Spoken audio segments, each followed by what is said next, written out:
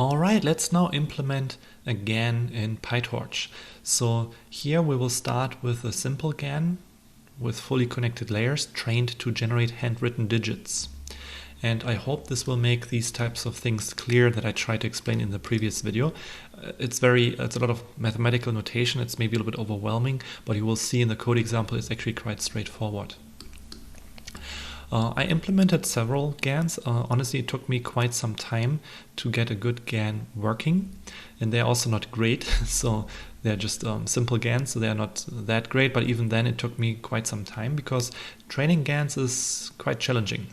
So I will, in the next video, go over some tips and tricks for that, but even if you consider these tips and tricks, it can still be hard compared to, let's say, just training a classifier.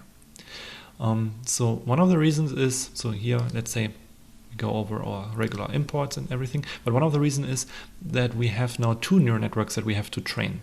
So before we only had, for instance, one learning rate for training a classifier. Now we have two models, so we need also two learning rates, and it can also be hard to find a good kind of, I would say, ratio between the learning rates. Let me make this a little bit bigger here. So before we only had to tune one, now we have to tune two, the generator learning rate and the discriminator learning rate, and also we have to find the right relationship. For instance, it could be that this has to be much larger than this one, or other way around. So again, this is something that has to be tuned, and that just increases the complexity. Alright, so this is just a general setup besides having now two learning rates. So here we have the data set. Again, nothing special. I'm using the MNIST dataset, and here I'm normalizing the images between -1 and 1. Worked a little bit better than 0, 1. And we are only using the training set here. We are not using the test set for MNIST because GANs are also unsupervised algorithms, so we only need we don't need labels or something like that. You could technically merge training and test data into one single data set, so you have more data, but I was lazy here, so I'm just using the training set for simplicity. Just checking that everything loads correctly. Now I'm using this Torch Vision utils.makeGrid function, which is a pretty nice function to make visualization quickly. So, okay.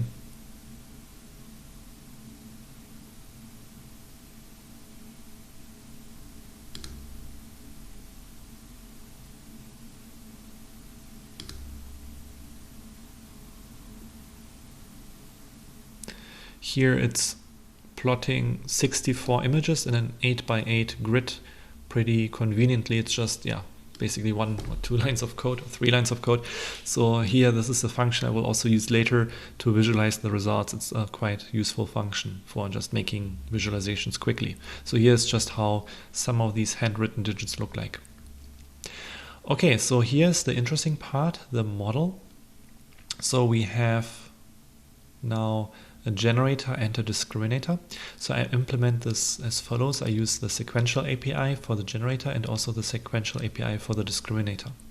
So this is a fully connected GAN. So I have a linear layer. Here I have a leaky ReLU and a dropout. I tried different types of dropout with and without. It worked better with dropout, but well, it's another thing to tune. It's kind of tricky. And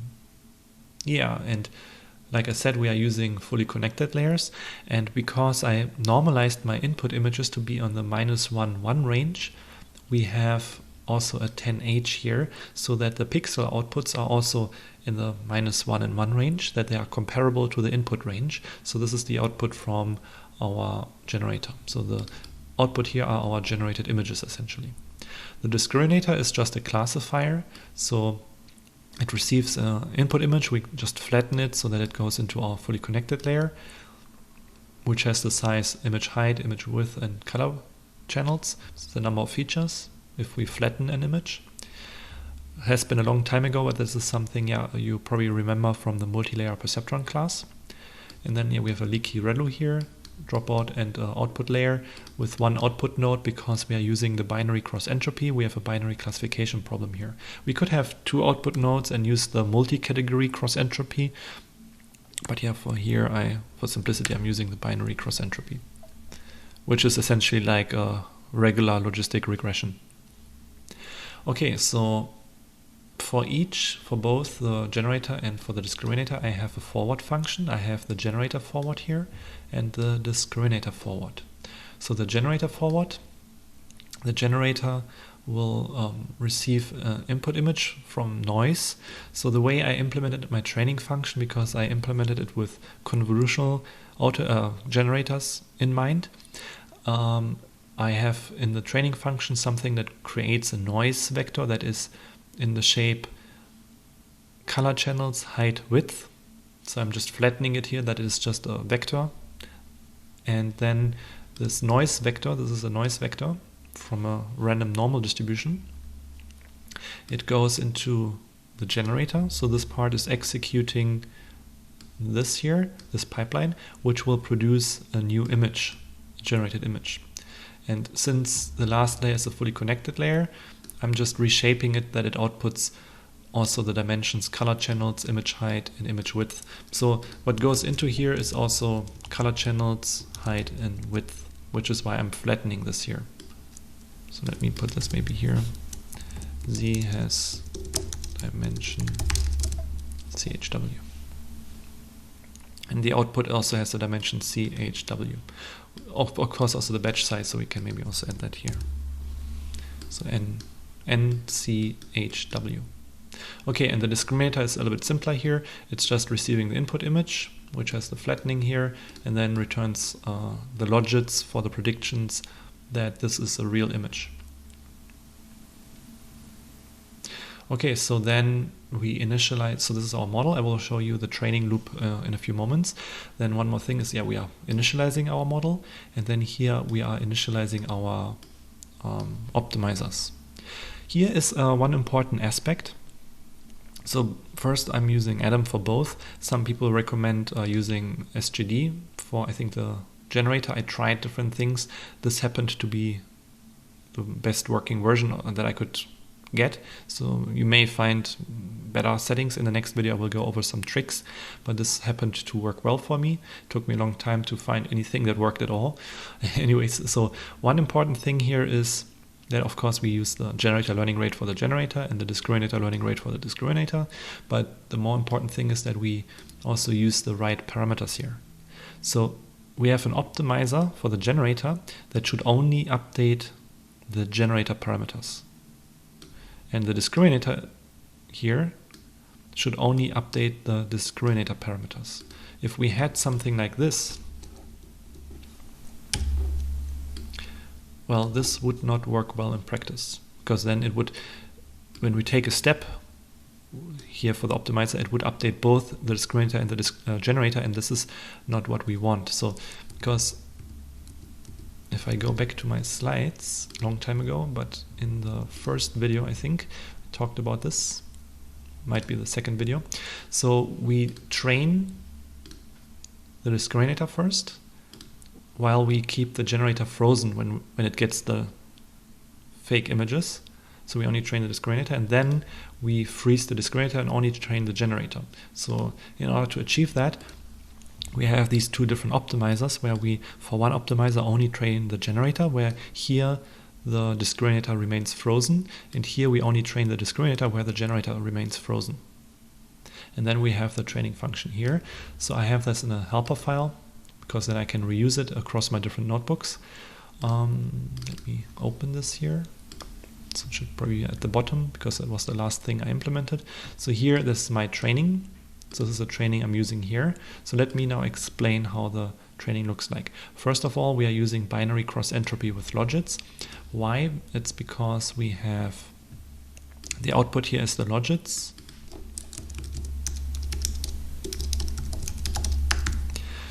And then we are sampling. So we are sampling in each. We are generating here a fixed noise vector. I'm calling it fixed noise because we are reusing that one to monitor the progress during training. This will become clear after the epochs. So for now, maybe ignore this part. Let's focus here on the epoch iteration during the training. So for each epoch, in the number of epochs we want to train, This is the same as before, like in any neural network we trained before. Now here we just get the batch size as a variable, so it will be easier to read. And here we are only concerned with the real images. We don't need the labels. Usually we had something like the labels here, but we're not using them, so I'm just using an underscore. In Python, the underscore is just like an indicator that this variable is not used. So here we have the real images, and now we create our real labels. So the real labels are ones. So here real is equal to 1 and fake is equal to 0. So we create our real labels here. Now we also generate fake images. This is for the discriminator training. So we create them from noise, right? So here I have a random normal distribution. I have my batch size. So if I have, let's say, 64 real images, I'm creating now 64 fake images as well. And these are from a noise vector. That's the latent dimension here. So if I go back to my slides, this is this noise. This noise vector here, sampled from a random normal distribution. You can also use a random uniform distribution, but in practice, random normal Gaussian works better. So this is, let's say if we have a 100 dimensional embedding, this would be a 100 dimensional vector. So by default I set it to 100, I think here. Oh, I didn't set it here, let me see. Yeah, I set the latent dimension to 100 here. So this will create a 100 dimensional vector, and here I'm reshaping it to an image format. So it's format n. So this is sorry, I was actually here, but the fixed size vector is created the same way. So it's format n color channels HW. Where was the other one? Here. So we are sampling from this random normal distribution with 100 latent size. This is our color channels, because I implemented that with the convolutional autoencoder generator first, and then I did the fully connected one. But this one gets reshaped. This gets reshaped here, so that it will also work with a fully connected layer. So you don't have to worry about this. Okay, now we are generating these fake images from our noise vector. We are calling generator forward. This will generate our fake images. And then we will create our fake labels, which are 0. So fake real labels, label is 1. And fake labels, this label is 0, right? This is our fake label. And we will also create our flipped fake labels. So this is our trick that we discussed. Where was it? We discussed that here, where we had our flipped labels. So the flipped labels, flipped fake labels are the real labels. So here, okay, let's do this real label, fake label here, fake label is 1. This is that we use for fooling the discriminator when we train the generator. Now we are training the discriminator here. First, like always, we zero the previous gradients of the model, of the discriminator. This will only do that for the discriminator ones. And here, so here, again, we generated the data for training, and here we carry out the actual training. So what we do is we now get the predictions. These are the logits. And the logits would be in the form n times 1, right? So we convert that just to n. Instead of having n times 1, we just convert it to n. It will be just a vector instead of a n by 1 matrix. It's just easier to handle. We're just removing the last dimension. I could have also done a squeeze here. It's maybe easier. It doesn't matter. Okay. Then here we have the loss for the real images. So we want the discriminator to predict real. So how we compute the loss is so the loss function again is, if we don't specify anything, it's the binary cross entropy with logits.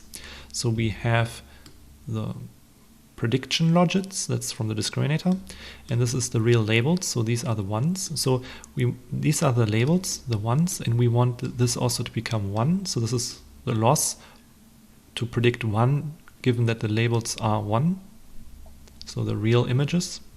And then we do the fake images here. It's the same as before, except now that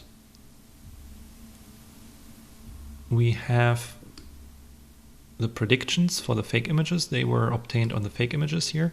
And here I have the detach because otherwise it will influence the generator gradient. It's complaining about that. So I'm just detaching it from the generator graph because I could have probably, no, it's fine. So here it's fake images. I'm detaching it from the graph. So I'm not optimizing the generator here, right? The generator is frozen. And then I'm computing the loss here, the fake prediction with the fake labels. And these are, so the fake labels are 0 and we want to make them 0 too. So again, we are just using binary cross entropy between labels. We just want to make these labels similar to these labels, the ones, and we want to make the fake prediction similar to the fake labels, which are the zeros. Then, I mean, we could technically backpropagate here and here, but instead of calling backward twice, it's more efficient to just add them together here and then call backward once. So I'm just combining the loss on the real labels and the fake labels. So I'm combining that from here and here, adding it up. It's actually not necessary to have the 0.5, but why not? And then call the backward, and then we update the discriminator. So this whole thing is training the discriminator. Now we are training the generator. So we are now using the flipped labels. So here we obtain now the predictions on the fake images, right?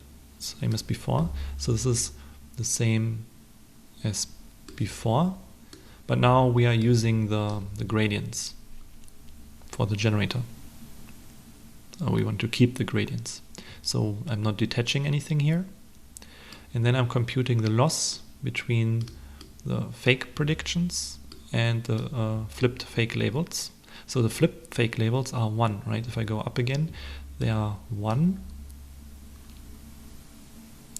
And here the prediction, so the discriminator will output, if it's a good discriminator, it will output a 0, but we want to fool it, so we want it to output a 1.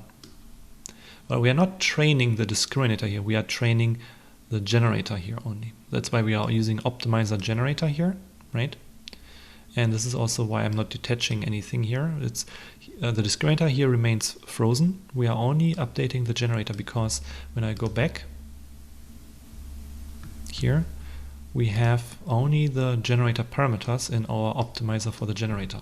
So we are only updating the generator here, not the discriminator, and the generator will be updated such that in the next iteration it will be better at fooling the discriminator here to output ones, because the ones will be then similar to these ones here, so it's trying to make these similar.